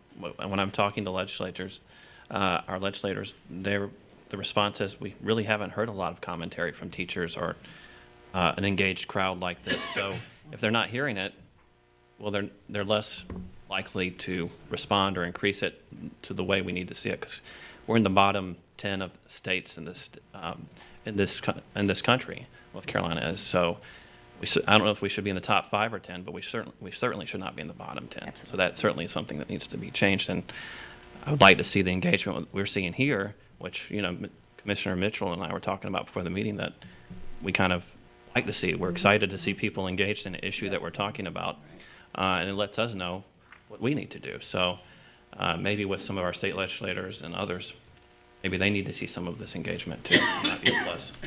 And I'll be happy. That's some great feedback. We have an exit survey when anyone leaves our district, and I read every single exit survey, and I've been sending many to the board members, and I would say 8 out of 10 is about salary.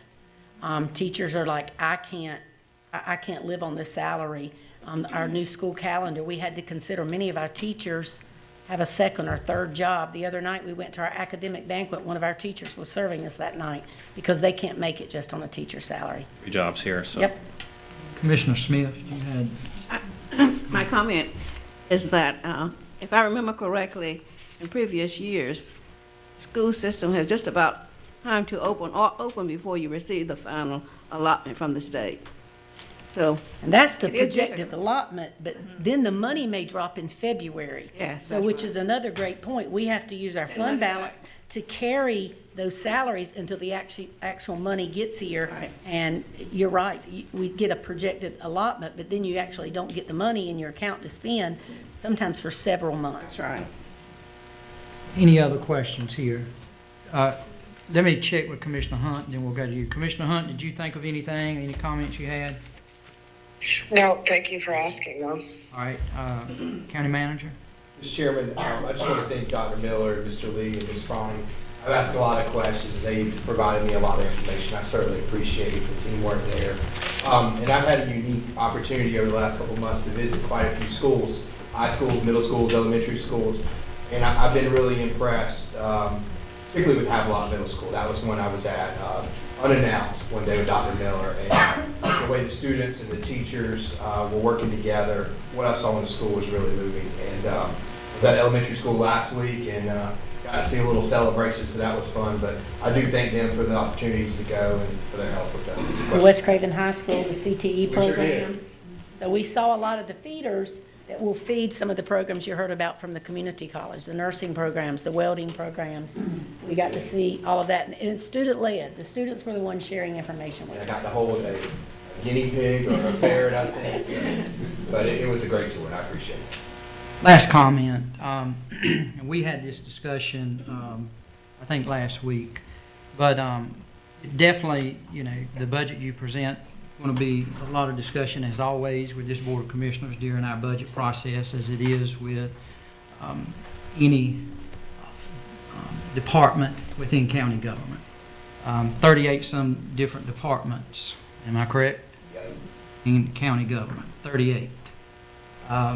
Everybody came in, and what we're told, we haven't seen the county manager's budget yet, but everybody came in with an increase and desired. So, and we're going to take that all into consideration as a Board of Commissioners, as we all do when we discuss it. But beyond this budget, we recognize in what we've heard tonight, and also in what we're seeing potentially financially, you know, that there are challenges ahead.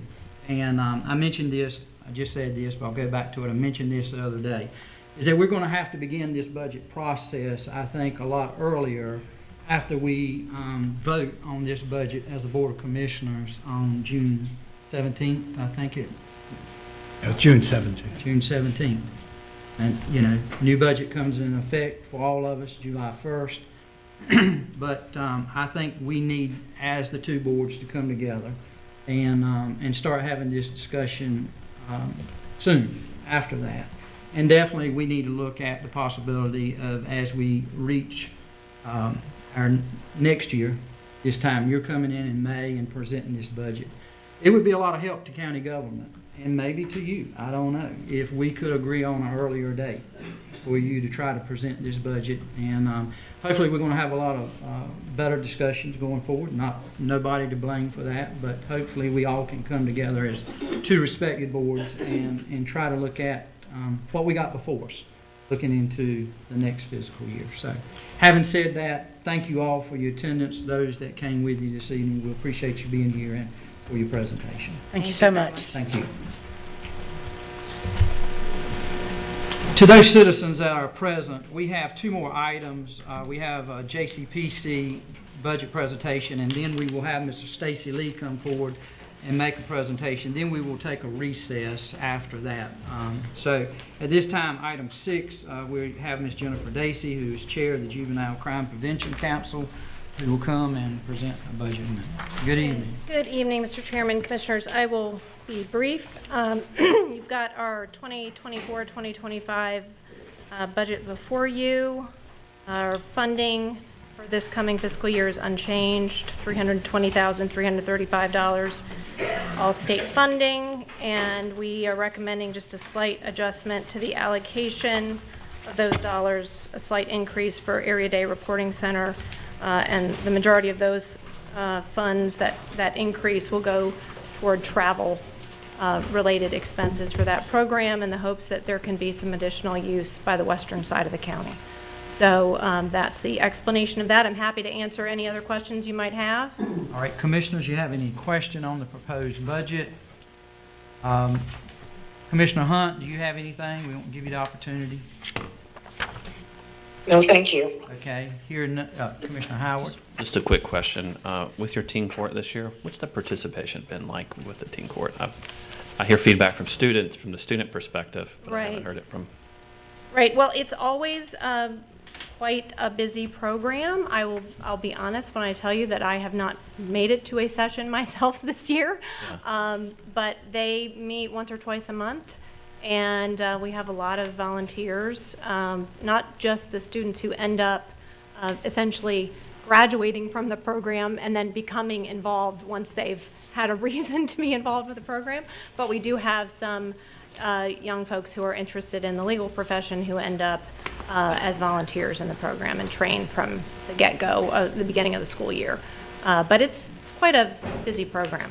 Yeah, I see them recruiting in the schools, and the kids get really engaged and come back and talk about it a lot. It's They a do. really good They do. program. And it's a very good thing. I think I'd welcome the opportunity for commissioners to come and observe at some point, because it gives you a very good view of the kinds of altercations that we have in our schools every day, too. So It keeps some kids out of the judicial system. it does. It's a diversion program, and that's really the goal of JCPC, is to keep as many of our youth out of the juvenile system as we possibly can. Thank you for that. So. Commissioner Smith, you serve on the JCPC. You got any comments? You don't have to. I just want to give you the opportunity if you had anything. I will. I wasn't expecting to say anything, but there are several programs on the JCPC that makes children have a place to go, a place to learn. When they are not successful in school, many times they're very successful in some of these programs. I'm always fascinated by the court. I'm not calling it correctly, but it's the court program where they go and judge each other. They go to court, and they point out the mistakes and differences that matter. I think when learning happens, it doesn't matter where it is.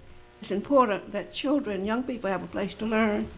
And all of these programs are centered around having children learn how to fit into their situation. Sometimes that's the reason they're not in school, because they're not fitting into their situation. So that's what I won't talk a whole lot about it, but that's my reason for being excited about that program. Okay, Commissioners, anything else? If not, we're going to go to County Manager. Thank you, Mr. Chairman. Chairwoman Dacey's done a great job presenting it. What we're looking for tonight is for your general acceptance of this, and then we will include these numbers as part of your annual budget process, pass-through funding coming from the state through the county to the JCPC. So if you give us a head nod or a vote, either way, we'll go ahead and plug those in and to affirm it in June when you. Okay, let's take an official vote, if that's okay. We'll have it on record, and you can include it in the budget.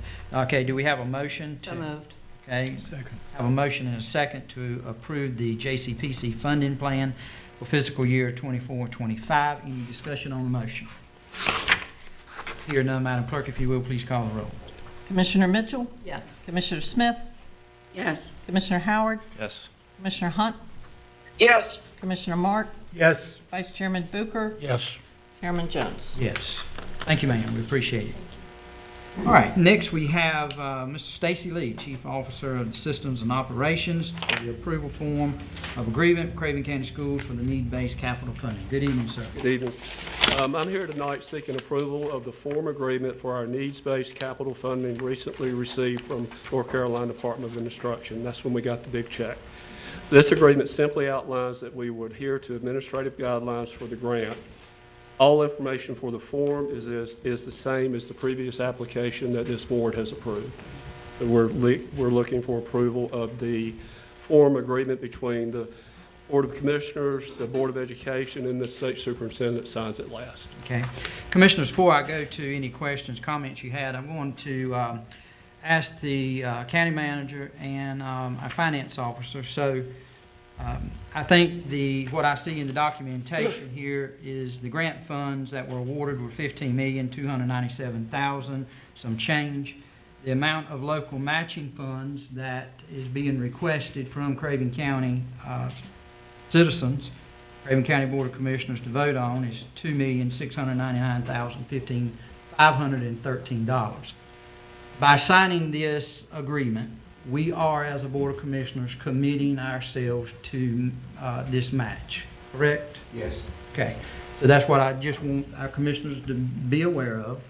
Not that I've heard any opposition from it, but I just want you to be aware of, it's not just signing a form this evening, but we are committing by signing this, of this match. We'll go into just a little detail where we might pull this money from, and the process that we will have to take going forward. Thank you, Mr. Chairman, and I'm glad Mr. Lee's there. I might have to have some help, and Mr. Warren here. But generally, this agreement needs to be sent back to Raleigh. They will process it. Mr. Lee's in the process of working with the Board of Education on the steps they're taking for design and architectural services. I think you're close to a vote, maybe of selecting. We're hoping to bring that to the board in May. You're close, right. And so what we would do is now, if you do agree with providing the match and signing the form, then that would give Mr. Lee the ability to send it back. My suggestion on the form would be to use, and I'm going to let Craig elaborate a little bit more, but what's called the School Capital Reserve Fund. And it was money that was initially implemented in 2006 when we had the last borrowing for public schools. And as time's gone on, we've been able to refinance and also seen some of that interest and principal drop. I would suggest that we fund this amount from that fund, which is adequate resources there for this, and it can only be used on school capital. So it's the purpose of the money is there. Two sources of revenue that have generated that. The board made those decisions in 2006. One was the portions of sales taxes remitted back to the county that's used to offset debt service, and second was the initial promise of the school lottery, which was originally 40%, but almost immediately went to 17%, which created a shortfall at the county level, was the marrying of those two funds to provide the funding for, I believe it was Creekside Elementary and some other projects back in '06, Stacy. But that's where we are. We were really timely when we refinanced this and got a great interest rate. I think it was about 5 or 6 years ago, Craig, is that correct? So we've had some savings there, and it allows us to have this opportunity if you choose it. Okay. All right, Commissioners, you have any questions? No, sir. I'd like to make a motion that we approve the request. Second. Second motion. All right, we have a motion and a second to approve signing the form of agreement for the needs-based capital funding. Is there any further discussion on the motion? Mr. Chairman?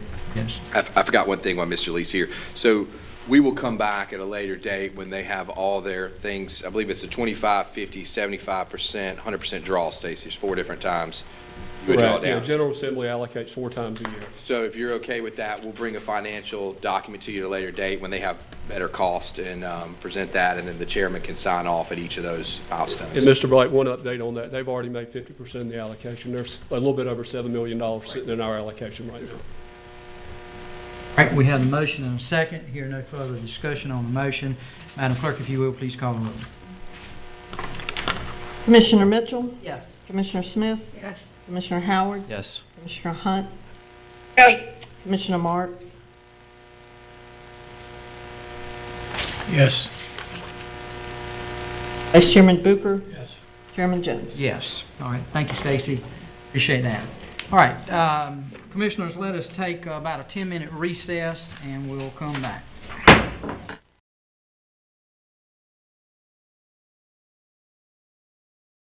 All right, Commissioners, we'll come back to order. We're at item 8, departmental matters. The first one that we have before us is the adoption of the local stormwater ordinance and program. Ms. Chad Strong. Good evening. Thank Again. you for having me back up here. Just wanted to come back before the board. I got my staff here on the front row. You got Jason Frederick, Dwayne Alligood, and Joe Donahue. This is the staff in which we'll be working through this stormwater program and ordinance. If you guys have any questions, we'll be happy to answer those. If not, I would like to request that the board move to adopt the program and ordinance if they see fit. Okay, Commissioners, do you have any questions for Mr. Strong before we entertain the motion? Let me just say for clarification, is Commissioner Hunt back with us remotely? Okay. All right, any questions? All right, if we hear no questions, do we have a motion to adopt the stormwater ordinance and program? We have a Second. motion and a second. Any discussion? Just for the record, and we want our citizens to understand this once more, this is not a new ordinance or a new program that the County Board of Commissioners are starting. That's correct. It's already been in place, but we were being mandated by the state of North Carolina to take it over. Correct. And that is mainly due to, you may have said this earlier, but just make sure, isn't it on a population basis? Based on the unincorporated area of the county and its population, if it exceeds that threshold of 50,000 people, then that's when the state looks towards us to start having our own local program. Okay. All right. You've heard the explanation, Commissioners. Hearing no further discussion on the motion, Madam Clerk, if you will, please call the roll. Commissioner Mitchell? Yes. Commissioner Smith? Yes. Commissioner Howard? Yes. Commissioner Hunt? Yes. Commissioner Mark? Vice Chairman Booker? Yes. Chairman Jones? Yes. Thank you, and thank you, gentlemen, for what you do. Appreciate you being here this evening. Yeah, I just want to bring your attention, July 1st is when it will July come into 1st will come into effect. Yes, Okay. sir. All right, thank you. All right, item 9, facilities. Mr. Zach is with us, Assistant Facilities Director, about the Havelock Health Center expansion. Good evening. Good evening, sir. In October 2023, the Board of Commissioners approved a budget amendment to accept $589,000 in federal funding from the Health Resources and Services Administration and authorized staff to complete design work and solicit bids to expand the Havelock Clinic. This expansion will add 2,000 square feet to the existing clinic. It is estimated that the duration of construction will be 120 days after the notice to proceed is issued. A request for proposal was issued on March 1st, 2024, and on March 28th, 2024, bids were received. Staff received bids from 4 firms. The low bidder is Carolina Bay Construction with a base bid and alternate number 1 amount of $422,000. Staff recommends awarding this project to Carolina Bay Construction. Staff is available for questions. All right, Commissioners, any questions? Hearing no questions, do we have a motion to award the So project? moved. We have a motion and a second to award the project to the lowest bidder, Carolina Bay Construction, to expand the Havelock Health Clinic. Hearing no further discussion, Mr. County Manager. Yes, Mr. Chairman, thank you. Number one, I heard somebody say last week that they've hadn't seen a project come under budget in a while, and I just want to say they don't have Zach Chenoweth and Gene Hodges on their team. So there's one for you, and I appreciate their hard work. This is a long time coming. But to update the board, if you remember, this is an expansion of our health clinic in Havelock associated with our federally qualified health center. But we had also been having significant conversations with the VA. And just last week, we heard back from the VA. We are much closer to signing an agreement to have VA staff in our center soon. So I think that's been a big deal. I know the health department's been pushing out our veteran service, and former Commissioner Liner began that process a couple years ago. But I just wanted to update the board on that. And Zach, Gene, thank you again for bringing one in under budget every once in a while, right? That's right. All right, hear no further discussion, Madam Clerk, if you will, please call the roll. Commissioner Mitchell? Yes. Commissioner Smith? Yes. Commissioner Howard? Yes. Commissioner Hunt? Yes. Commissioner Mark? Vice Chairman Booker? Yes. Chairman Jones? Yes. Thank you, Zach. Thank you, Board. Appreciate it. All right, item 10 is appointments. You have the pending, current, and upcoming. Commissioners under pending, do we have any nominations for any of these? All right, hearing none, we will now go to current. We have 2 seats available there of the Craven County Board of Adjustments. Both are eligible for reappointment. Commissioner Hunt, the first one is in your district. What's your desire? I would nominate Mr. McCabe. All right, we have the nomination of Theron McCabe. Are there additional nominations from the floor? Hearing none, we will set by acclamation. Next is Mr. Josh Whitford, who lives in Commissioner Mark's district. I would like to nominate Josh for this position. Are there any additional nominations? All right, hearing none, we will set by acclamation. All right, next is the Community Child Protection Team. You see in your package, you have the application for the two following individuals, Christopher Devon. This is to fill the citizen rep seat. Is there a nomination? Yes, I'd like to nominate Mr. Devon. Okay, we have a nomination of Mr. Devon. Are there additional nominations? All right, here none, we'll set by acclamation. Next is Sean Clabo, who seeks appointment to fill the partner at large seat. I'll nominate Ms. Clabo as well. Okay, we have the nomination of Clabo, Mr. Clabo. Are there additional nominations? All right, here none, we've set by acclamation. Next is the Fireman's Tax Commissioners. We have two, one from Township 5, one from Township 7. The first one is James Hendricks. Commissioner Hunt, what's your desire? I would recommend reappointing Mr. James Hendricks. Okay, we have Mr. Hendricks who's been nominated. Are there additional nominations? Here none, we will set by acclamation. Next is Brentley Hart from Township 7. Commissioner Booker. Yes, I nominate Mr. Hart. Okay, we have a nomination of Mr. Hart. Are there additional nominations? Here none, we will set by acclamation. Commissioners, are there any current that we have forgotten that you know of? All right, here none, you have the upcoming terms expiring. Please take note of those. Next, we have the County Attorney's Report. Mr. Eric Grady. Good evening, sir. Good evening, Mr. Chairman and Commissioners. I have 4 items for your consideration this evening. All 4 involve county-owned surplus real estate that we acquired through the foreclosure process. Each of the 4 is jointly owned with the City of New Bern, and the city has already given its approval for each of these items. The first parcel is an initial offer to purchase at 19 Green Street with the parcel ID number of 8006286. The offer amount is $3,000. The original taxes from the foreclosure and the cost of that foreclosure were $2,794.75. The tax value of the property is $6,000. I suggest the board consider giving initial approval. We'll put it out for upset bids and then have it before the board in the future for final approval. So moved. Second. We have a motion and a second to adopt the resolution for partial number 8-006-286. Is there any discussion on the motion? Hear none, Madam Clerk, if you will, please call the roll. Commissioner Mitchell? Yes. Commissioner Smith? Yes. Commissioner Howard? Yes. Commissioner Hunt? Yes. Vice Chairman Booker? Yes. Chairman Jones? Yes. The second parcel is located at 408 Sutton's Alley with a parcel ID number of 8-008-166. The offer amount is $1,500.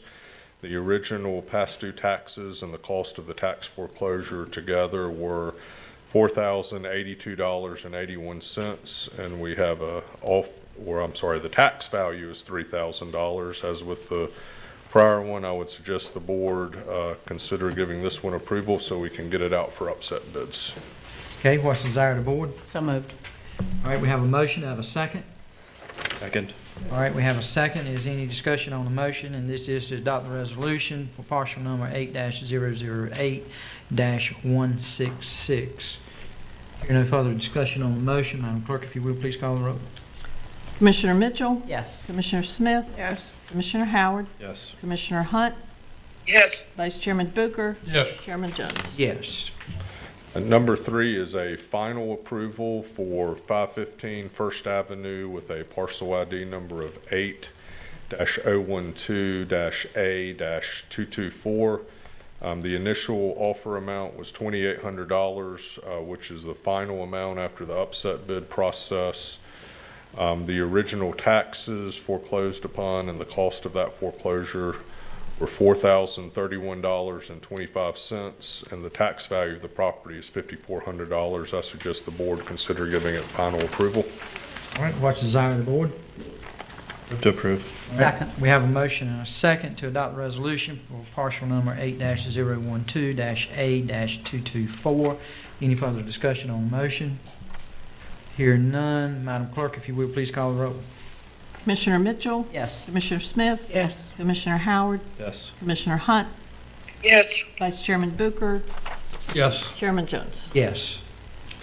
Last but not least, we have a final approval for 1017 Main Street with the parcel ID number of 8007094.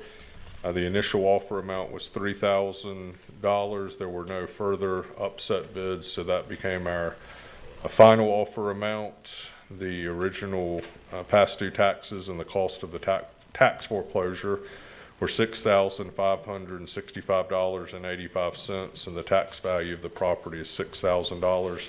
I suggest the board consider giving this one final approval also. So moved. Second. All right, we have a motion and a second to adopt the resolution for parcel number 8-007-094. Is there any discussion on the motion? Hearing none, Madam Clerk, if you will, please call the roll. Commissioner Mitchell? Yes. Commissioner Smith? Yes. Commissioner Howard? Yes. Commissioner Hunt? Yes. Vice Chairman Booker? Yes. Chairman Jones? Yes, thank That you. concludes my report. Thank you, Mr.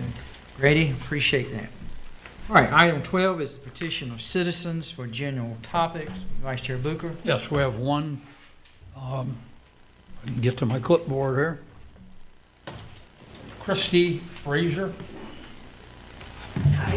Hello, and if you will, we have 3 minutes, and if you will, don't mind I'll giving be you really quick. name and address again. My name is Christy Frazier, 800 Deerfoot Circle, New Bern.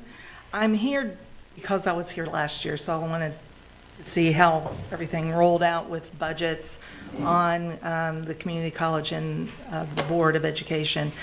I'm not one of the petitioners here to say, oh, let's get that budget in.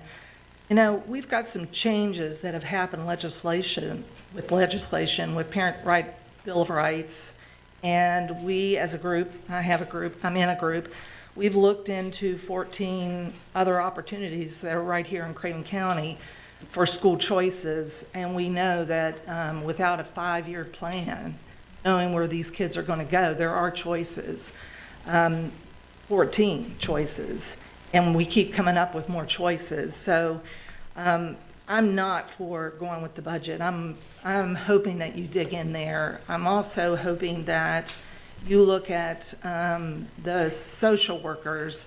We don't need social workers in our school. We have it in Craven County. And, you know, they have access to the Craven County social workers. So to me, the ESSER funds are just an excuse to have an excuse for why these kids are misbehaving. It's discipline. It's just discipline. So that's all I have to say. I appreciate the time. Thank you. Thank you. All right, thank you, sir. All right, item 13, we have county manager's report.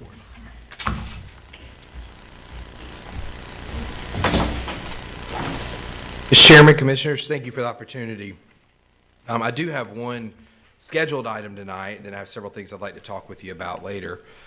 But under item 13, it is a resolution of Craven County recognizing and approving of the Craven County Official America 250th Committee. America's 250th NC, created under Session Law 2023-143, is a grant program to assist counties with funding for public programs, tourism projects, and educational outreach related to the 250th anniversary of the United States of America. That's in 2026. The North Carolina Department of Natural and Cultural Resources requests the Craven County Board of Commissioners to designate a committee to oversee the planning and implementation of events and outreach to recognize this important anniversary.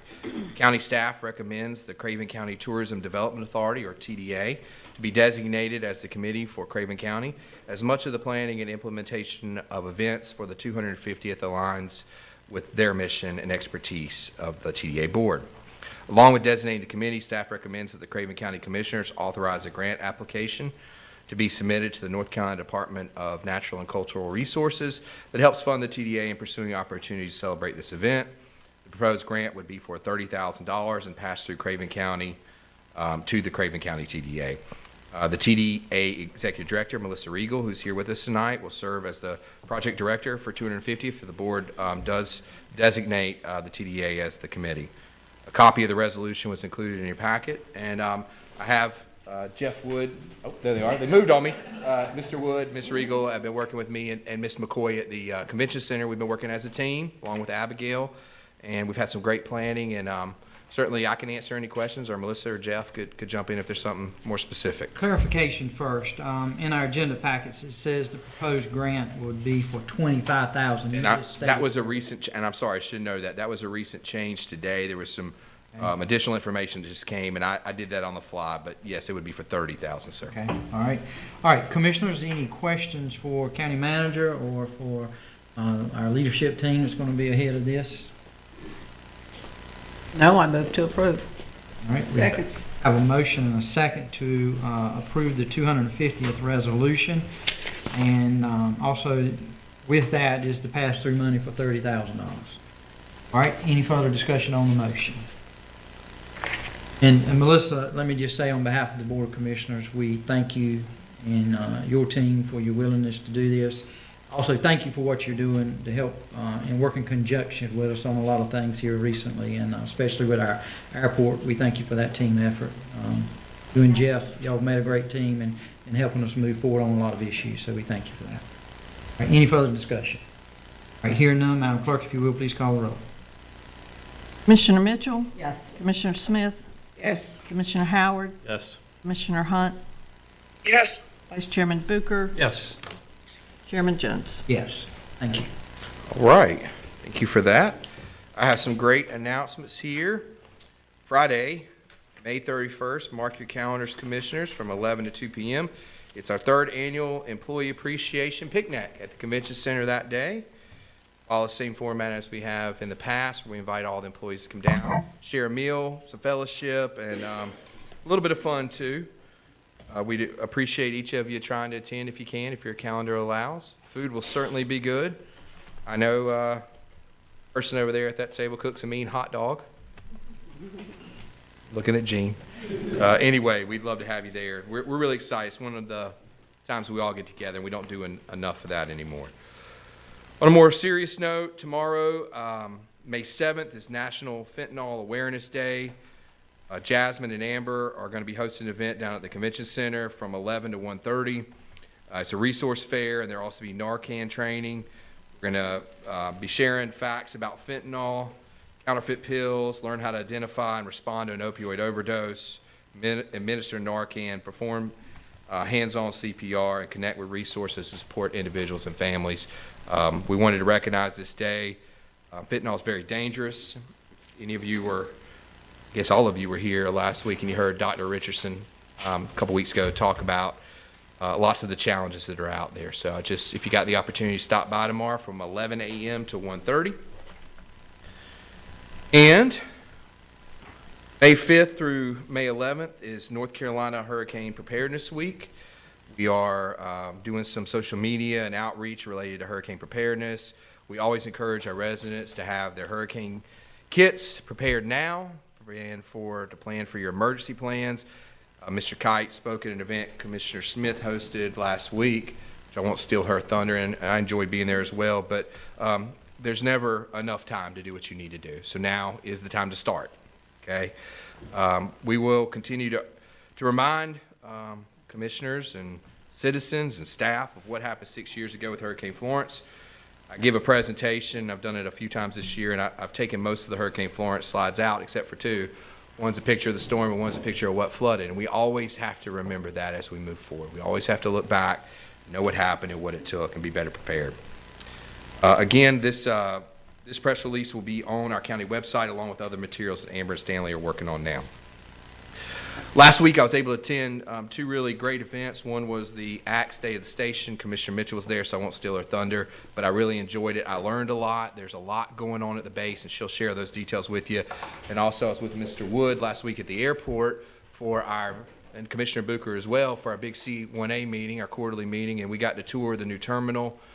Really impressed with what that's going to look like, hearing what Andy's up to. The Breeze announcement, which the chairman alluded to earlier, is a game changer for us, and we look forward to, I believe it's May the 24th, when the first flights take off and go to Hartford and Orlando and give our citizens opportunity they didn't have. So, Mr. Chairman, Commissioners, that's it, unless you have questions for me. Vice Chair Booker. I've had a number of people who have continued to be concerned about the building next door. Could you give everybody an update on where we're at with that request to the city? Yes, so, and I may have to have a little help here, but I believe it was 3 weeks ago, we were initially scheduled to be at the HPC, the Historic Preservation Commission meeting, for our, I guess, request for demolition. Is that right? Yeah. Certificate of appropriateness for demolition. There was some needed data that the city made us aware of at that meeting that needed to be included in the packet. We have now gotten that information back to the city, and I believe it's rescheduled for next week. The 15th. We intend to maintain the building as long as we have to, but we certainly would hope that that permit would be approved. We're still looking at what our future plans are. Of course, we're forced into sharing something with them. We have to give a site plan.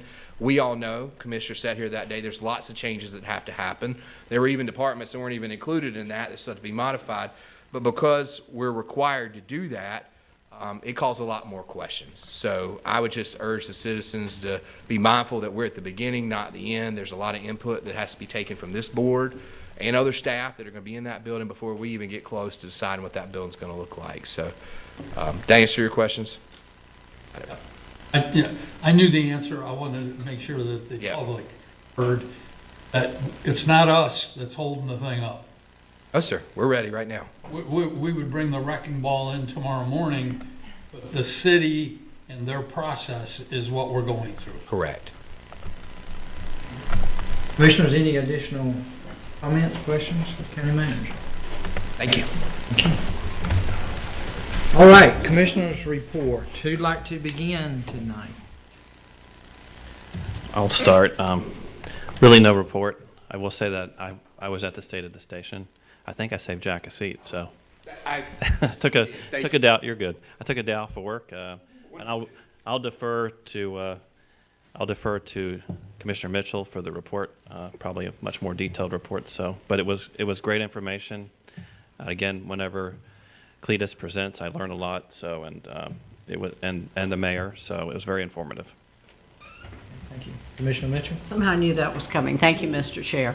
To go to the State of the Station event that was held on the 3rd of May, this is something that Allies for Cherry Point used to do before COVID, before Florence.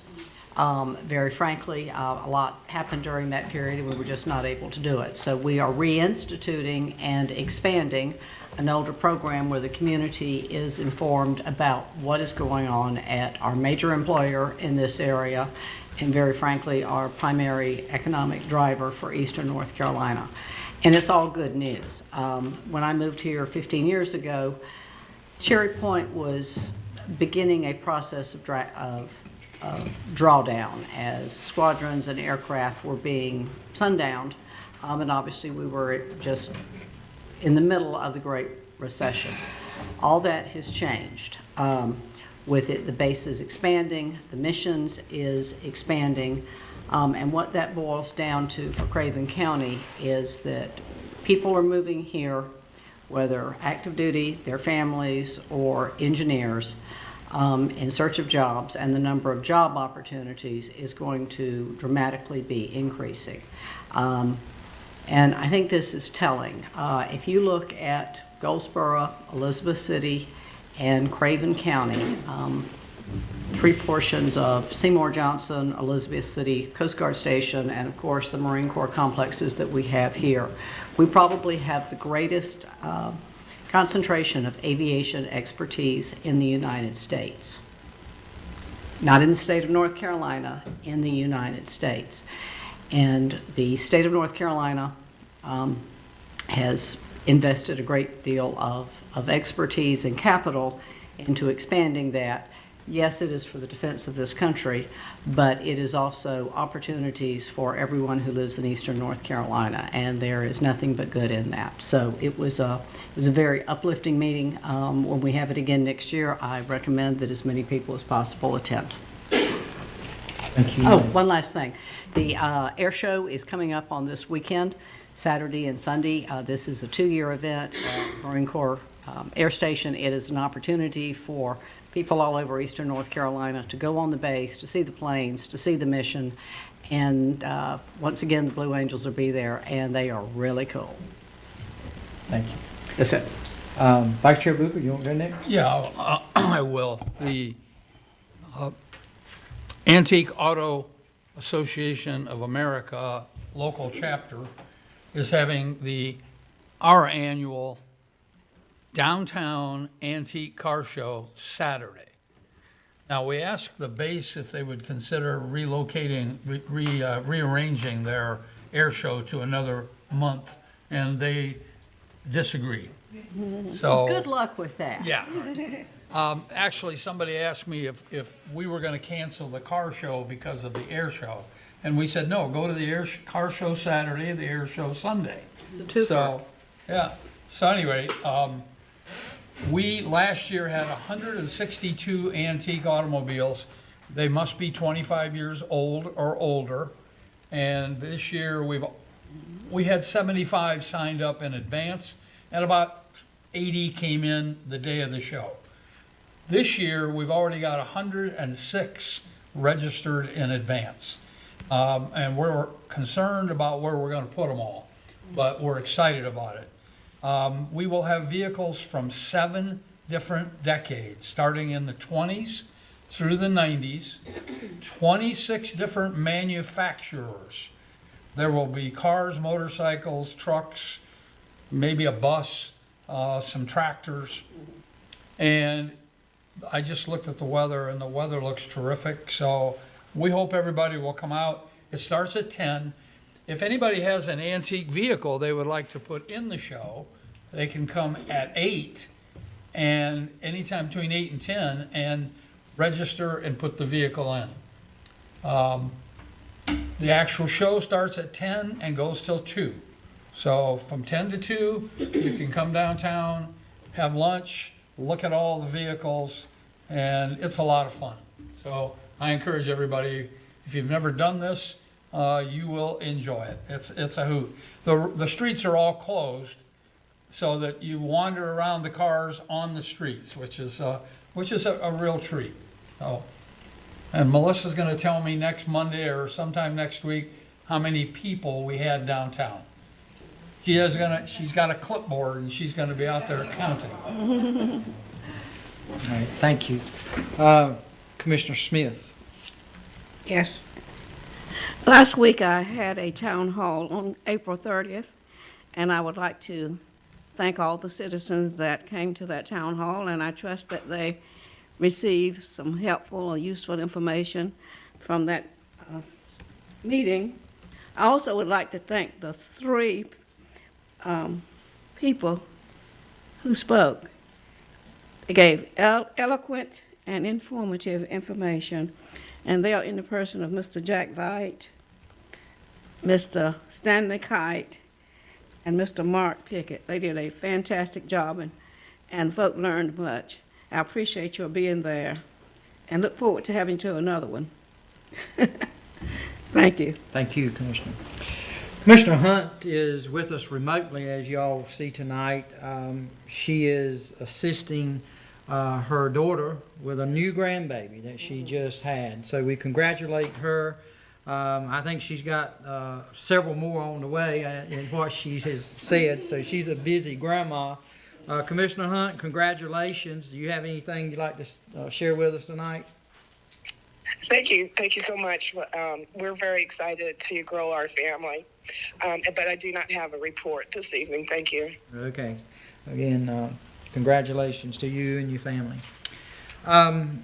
Commissioners, I don't have anything to bring before us tonight. Staff, do you have anything that we've forgotten? Commissioners, everybody good?